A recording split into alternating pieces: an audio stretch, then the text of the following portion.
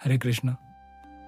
आज एक सवाल, क्या आपने कभी नोटिस किया है कि जब दो पक्ष आमने सामने खड़े होते हैं तो असली ताकत हथियारों में नहीं होती बल्कि आवाजों में होती है। एक आवाज डर पैदा करती है, दूसरी आवाज भरोसा, और जो पहले अपनी आवाज दुनिया तक पहुंचा दे वो मनोवैज्ञानिक बढ़त ले लेता है।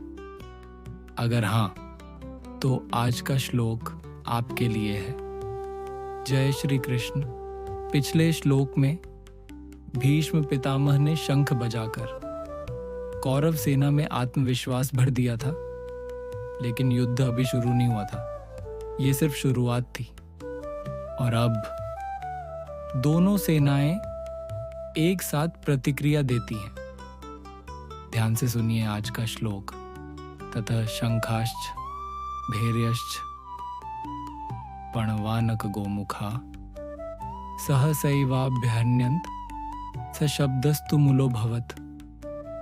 इस श्लोक का अर्थ है, इसके बाद शंख, नगाड़े, ढोल और अन्य युद्ध वाद्य एक साथ बज उठे और वह आवाज इतनी भयंकर, इतनी तीव्र थी कि पूरा वातावरण गूंज उठा। जरा इस दृश्य को महसूस कीजिए। एक तरफ भीष्म का शंख, दूसरी तरफ पांडव सेना की प्रतिक्रिया, और अचानक ये सिर्फ एक युद्ध नहीं रह जाता, ये बन जाता है एक साउंड एक्सप्लोजन। और यहाँ गीता बहुत सटल चीज दिखाती है।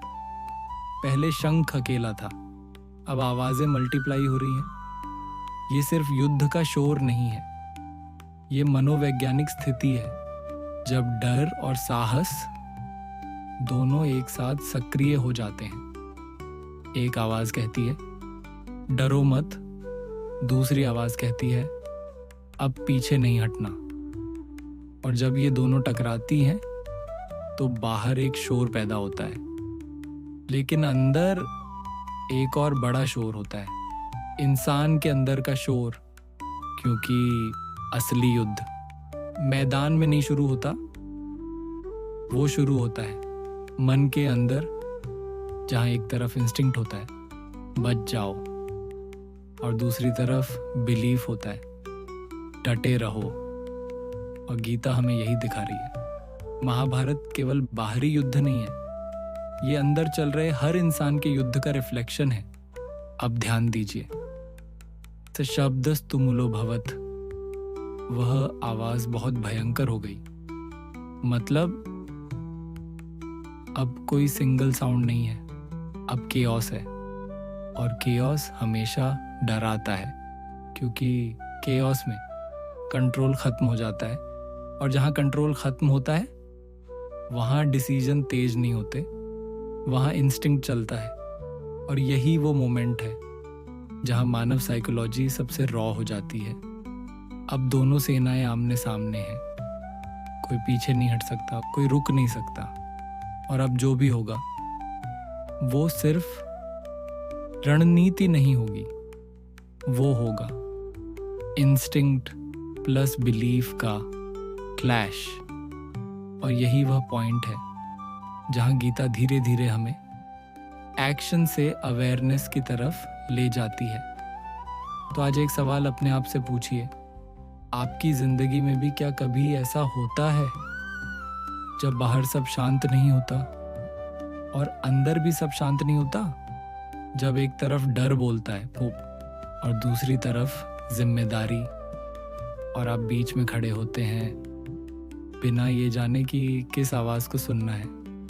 अगर आपकी जिंदगी में भी कभी ऐसा शोर उठता है जहां डर, जिम्मेदारियां और मन की आवाजें सब एक साथ बोलने लगती हैं, तो कमेंट में राधे कृष्ण जरूर लिखिए।